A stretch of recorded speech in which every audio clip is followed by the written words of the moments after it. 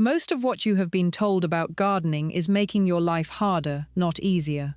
I know that sounds like a bold claim, but after 5 decades of getting my hands in the dirt, pulling my back out more times than I care to admit, and wasting good money on products that promised miracles, I can tell you with complete confidence that the biggest problems in most home gardens come from following advice that sounds reasonable but quietly works against you. And the frustrating part is that the real solutions are almost always simpler and cheaper than the complicated fixes we have been sold. Today, I am going to walk you through the most valuable lessons I have gathered across 50 years of gardening, and I am going to do it in a way that respects your time and your body. We are going to cover everything from the one thing your soil needs more than any fertilizer you can buy, to why that landscape fabric you put down might be slowly strangling your plants, to a trick with your flower pots that most garden centers will never tell you because it would cost them a sale. If you have ever felt like gardening takes more energy than it gives back, stick with me, because by the end of this you will have a handful of changes you can make this week that will cut your workload and actually improve your results. And I have a tip coming up about rose pruning that completely changed how I think about one of the most intimidating plants in the garden, so do not go anywhere. Let me start with the foundation, and I mean that literally. If I could go back and tell my younger self just one thing about gardening, it would be this.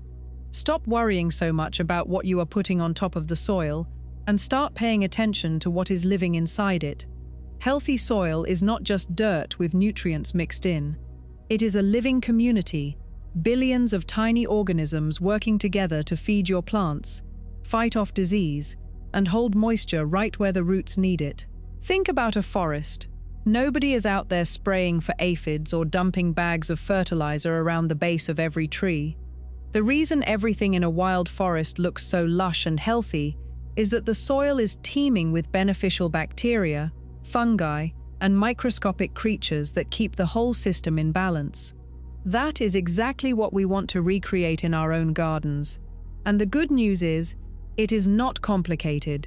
Compost is your best friend here. A good homemade compost, or even a quality compost tea, applied once or twice a year, does more for your garden than a shelf full of synthetic products ever will. I started shifting to this approach about 15 years ago, when my knees started telling me I needed to find an easier way, and honestly, my garden has never looked better. Less spraying, less feeding, less fussing, and healthier plants all around. Now here is something that connects directly to that idea of living soil, and it is a problem that drives gardeners absolutely crazy. Have you ever noticed your plant leaves turning yellow, even though you have been feeding them and watering them properly? That condition has a technical name, iron chlorosis, but all it really means is your plants are starving for iron, even when there is plenty of iron sitting right there in the soil. Most people respond by adding more iron, and then they get frustrated when the leaves stay yellow. The issue almost every time is not a lack of iron. It is that your plants cannot access the iron that is already there. The soil microbes I just talked about are the ones that break down minerals and make them available to plant roots. When your soil biology is weak, your plants cannot absorb what they need no matter how much you add. So instead of buying another bag of iron supplement, focus on building that soil life. It is the same solution to half a dozen different problems, which is exactly the kind of efficiency we need when we would rather spend our afternoons enjoying the garden than laboring over it. Speaking of things that seem helpful but actually cause problems, let me tell you about one of the most common mistakes I see with container gardening. A lot of folks put a layer of gravel or small rocks in the bottom of their pots, thinking it will improve drainage. It sounds logical, right? Give the water somewhere to go. But here is what actually happens.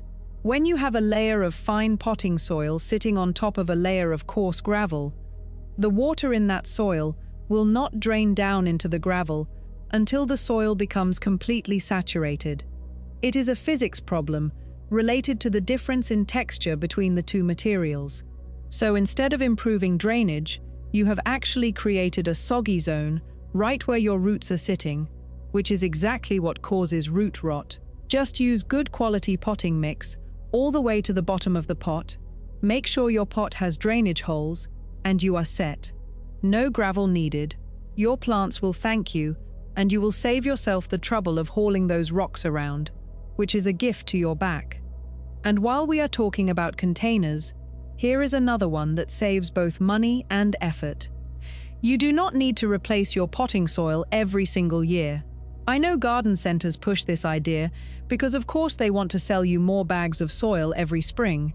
But if you keep that soil alive with a little compost or compost tea once or twice a year, it stays productive season after season.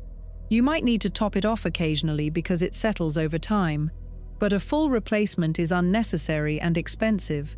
I have pots on my patio that have been growing beautiful herbs and flowers in the same soil for 3 and 4 years running. I just feed the biology, and it keeps on giving. When you are on a fixed income, every bag of soil you do not have to buy is money that can go toward a new plant or a nice pair of garden gloves instead. Now let me shift to something that can transform the look of your entire yard without planting a single new thing: mulch. A consistent 2-inch layer of mulch over your garden beds is one of the most powerful tools you have. It suppresses weeds, holds moisture, regulates soil temperature, and feeds the soil as it slowly breaks down. But here is the detail that makes all the difference. Use a mulch that stays put. I learned this the hard way years ago when I spread a beautiful light bark mulch over my front beds and watched half of it blow into the driveway the first time we had a windy afternoon. Double ground shredded hardwood or cedar mulch knits together and holds its position even in the wind. It looks tidy, it does its job, and you are not constantly raking it back into place. That alone saves you hours of maintenance every season. And here is something I want to add that not enough people talk about. When you apply mulch, keep it pulled back a couple of inches from the base of your plant stems. Mulch piled right up against a trunk or stem holds moisture against the bark and can invite rot and disease. A little donut of space around each plant keeps things healthy. Let me give you another tip while we are on the subject of keeping maintenance low. One of the simplest principles in garden design, and one that took me an embarrassingly long time to appreciate, is putting the right plant in the right spot. If a plant wants shade and you put it in full sun, you can probably keep it alive, but you are going to use a lot more water to do it. And every time you increase watering, you increase weeds, you increase the chance of fungal disease, and you increase your workload. I used to fight this all the time, trying to grow things where I wanted them instead of where they wanted to be. These days, I work with my conditions instead of against them, and the garden practically takes care of itself in comparison. If you have a shady corner, embrace it and plant something that thrives there. If you have a hot, dry strip along the driveway, choose plants that love heat and do not need much water. Matching plants to conditions is free, and it pays dividends every single day. Now, I promised you a tip about roses, and I want to deliver on that, because this one genuinely changed my relationship with one of the most beautiful plants in the garden. A lot of people avoid roses, especially hybrid tea roses, because they have heard there are all these complicated rules about how and when to prune. It can feel like you need a degree just to own one. But I once heard a rose expert say something that stuck with me for decades. He said if you know absolutely nothing about pruning, and all you do is grab the whole bush, bunch it together, and cut off about 2/3 of it, the rose will respond beautifully. It will not win any awards at a rose show, but it will bloom like crazy and look wonderful in your garden. That one piece of advice gave me permission to stop overthinking and just enjoy my roses. And you know what? He was right. My roses have been gorgeous ever since I stopped being afraid of them. So if you have been avoiding roses because of the pruning mystique, give yourself permission to just go for it. They are much tougher than people think. Here is something else I want to mention that does not get nearly enough attention, and it matters a lot when you have grandchildren or pets running around. If your yard has areas of bare dirt or light mulch and you have a dog, you probably know the frustration of muddy paws being tracked through the house. One solution that works remarkably well is replacing mulch or bare soil around your plants with a 3/4 inch or larger decorative rock. Most dogs will not dig in rock that size. Smaller gravel, the 3/8 inch stuff, they will still go at it, but once you get to 3/4 inch and above, it discourages them naturally. You do not need to lay it thick either. A moderate layer lets water and air still reach the soil, and if you want to add compost or amendments later, you can spread them right on top and they will work their way through. It keeps the yard cleaner and it keeps your floors cleaner, which is a win on both counts. Now let me talk about something that I have very strong feelings about, because I have seen it cause so much damage over the years. Landscape fabric. The idea behind it makes sense on paper. You lay it down, it blocks weeds, and water and air can still pass through. And for the first month or two with a high-quality fabric, it might actually work that way. But here is what happens over time. Soil particles, decomposing mulch, dust and organic debris slowly clog that fabric.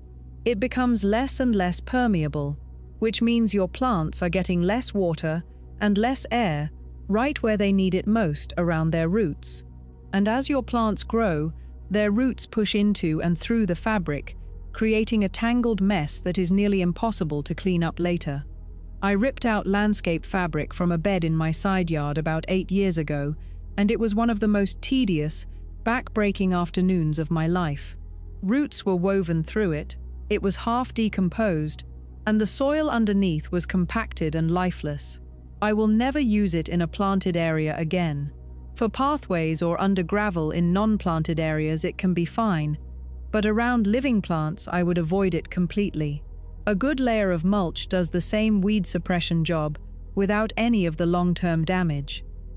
Let me circle back to lawns for a moment, because I know a lot of you are dealing with weedy patches and thin spots, and it feels like a losing battle.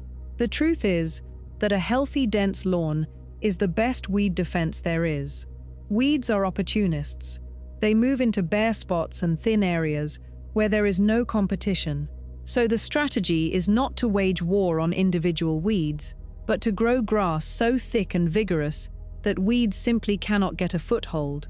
That means watering properly and evenly, mowing at the right height for your grass type, and overseeding once or twice a year to fill in any gaps. If you have an irrigation system, make sure your sprinkler heads are providing what is called head-to-head coverage, meaning the spray from one head reaches all the way to the next head.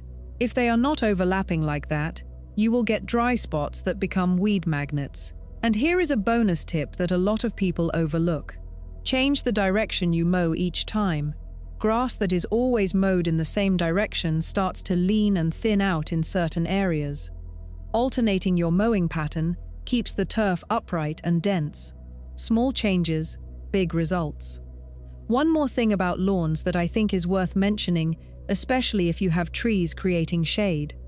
Most lawn grasses need a good amount of sunlight, and if your yard has gotten shadier over the years as trees have matured, you might notice the grass thinning out under the canopy.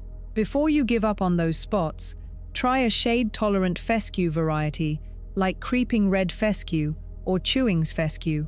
These are the most shade-tolerant lawn grasses you can plant, and they blend in surprisingly well with other grass types. If those do not work in your shady spots, then honestly, nothing will, and it is time to consider a shade-loving ground cover instead. There is no shame in accepting what the conditions are telling you. In fact, that kind of flexibility is what separates frustrated gardeners from happy ones. I want to share something about tomatoes before we wrap up, because I know so many of you are growing them and running into the same problem. Blossom end rot, that ugly dark sunken spot on the bottom of the fruit, is one of the most misunderstood issues in the vegetable garden. Everyone says it is a calcium problem and tells you to add calcium to your soil. But most of the time, your soil has plenty of calcium. The real issue is that something interrupted the plant's ability to take up that calcium at a critical moment. It could be a heat wave, inconsistent watering, or just a stressful period for the plant. I have had tomatoes on the same vine where the first few fruits had terrible blossom end rot, and then every tomato after that was perfect. The soil did not change, the plant just needed to settle into a rhythm. So before you start dumping amendments on your tomato bed, try being more consistent with your watering and give the plant a little time. Patience is underrated in the garden, and here is a small tip I have used for years. A thick layer of straw mulch around your tomato plants helps keep soil moisture even between waterings, which goes a long way toward preventing blossom end rot in the first place. I also want to mention something about garden design that might surprise you. When I was younger, I thought a beautiful garden had to have sweeping curves and elaborate shapes. As I have gotten older and wiser, and more honest about how much maintenance I want to do, I have come to love straight lines and simple geometry. A straight-edged bed is easier to mow around, easier to mulch, easier to maintain in every way. Simple does not mean boring. Some of the most elegant gardens I have ever seen use clean straight lines and just a handful of well-chosen plants repeated in a pattern. It looks intentional and sophisticated, with a fraction of the upkeep. If you are redesigning any part of your yard, consider simplicity first. Your future self will thank you every single weekend. And one more thing I want to leave you with, that is not gardening advice exactly, but it has changed how I think about everything in the garden. I started thinking of soil health the same way I think about my own health. For years, I ate whatever I wanted and took medications to deal with the consequences. When I finally started eating better, I needed fewer pills, and I felt better overall. Your garden works exactly the same way. You can keep throwing chemical fixes at every problem that pops up, or you can feed the soil properly and let the biology do the heavy lifting. It is easier, it is cheaper over time, and it produces better results. That is the approach that has made gardening joyful for me again, instead of a chore. So here is what I want you to do today. Go outside and look at your garden beds. If you can see bare soil, get some good quality shredded mulch and cover it up to about 2 inches deep. That one action will reduce your weeds, save water, protect your soil, and start building the kind of living soil that makes everything else work better. It takes an afternoon, and the results will start showing within weeks. You have decades of gardening wisdom on your side now. Go put it to work.